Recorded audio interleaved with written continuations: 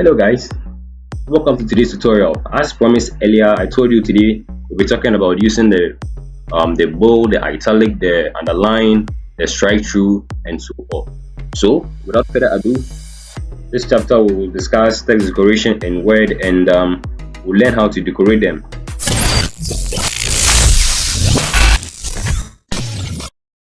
Let's quickly auto-generate a random text. So equal to rand bracket open bracket close enter, and we have our randomly generated document for us to start with. So first thing first, let's start with using the bold. Let's start with making text bold. So assuming we, after typing in our document, wanted to make a particular line bold. Let's take it that maybe this was our heading, like this. I'll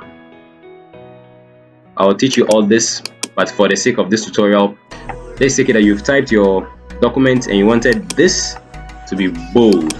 Or you have, there are two ways in making it bold.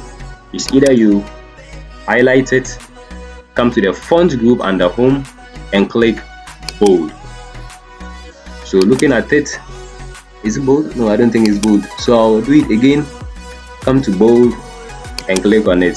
So you can see that it has been made bold. You can see that it is thicker and different from the rest of the text underneath. So that is how easy it is in making a text bold. If you don't want it to be bold again, all you have to do is go back to bold and deselect it by clicking on it, and it's gonna come back to its normal texture. So that's how easy it is in using bold. If you don't want to also use the buttons here, you can always use a shortcut for making text bold. The shortcut for making text bold is Ctrl plus B. I'm going to do it right now. I'm going to press Ctrl here and I'm then going to press B, and the same effect happens. If I want to deselect it or if I want to debold it, I'll come again and press Ctrl plus B. Take note that the text has already been selected. I told you how to select a sentence or text. So that's how easy it is in making stars bold. Oh, right. Sorry for that. Anyways, let's move on to the next, which is italic. Italic. The use of italic is just to make the sentence a bit slanted to the right. That makes it different from the rest of the text. So the italic text appears with a small inclination and is used to italic text to differentiate it from other text. So let's see how easy and simple it is to italize a particular sentence. So I'm going to italize this whole sentence. Where does the full stop ends? Here. So I want to italize this whole thing. All I have to do is select it, then I'll come to italic and click on it, then it has italic it. If I want to send it back to normal, I'll come back there again and click on it and it's going to bring it back to normal. You can see the difference: italic, not italic, italic, not italic. So the same thing applies to italic.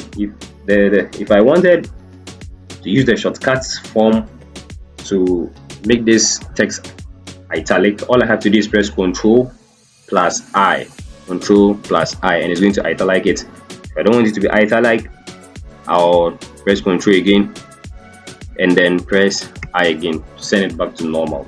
So it's almost similar to the bolding of the text. Now let's move on to underlining of a text. Why don't we even make all these bold? So I'll make this bold, Ctrl P, then I'll make this italic, Ctrl I. Then let's make this sentence underlined. So I'll make this sentence underlined. So let's see how easy it is to make a sentence underlined.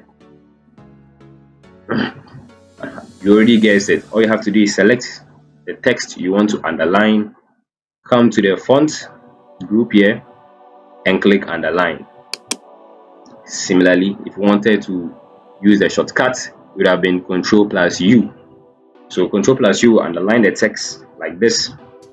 Ctrl plus I, which is italic, will italic it here like this, and in order to bold the text, this will make the text bold. So let's see how this sentence will look after we've made it bold. So it's already bold. We'll make it italic, then we'll make it underline. So you can see that we've added emphasis and we have made it more beautiful compared to the rest of the work. So that is how easy it is in using the italic, the bold, and the underline. Now let's move on to the strike through.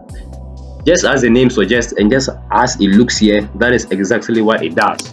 All you have to do is select a text, the text you want to strike through. Let's say that I want us, okay, let's use this, and we wanted to strike it through.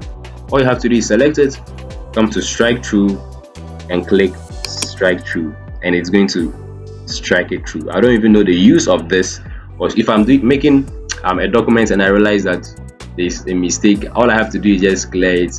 I actually don't know the use of the strike through, but maybe you know it, or maybe you just want to add certain styles to your document. And if you want to remove the strike through functionality, all you have to do is come back to it again and click on it, and the strike through will be taken off. So strike through, then strike through, strike through, then strike through.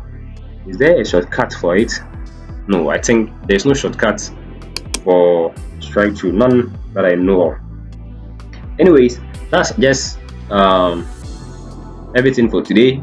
Today we learned how to make text bold, italic, underlined, and we also learned how to strike through the text. So that's just how it is. That's how easy it is.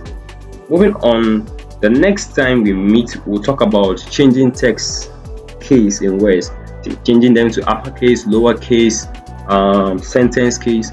We'll talk about all that the next time we meet. So see you.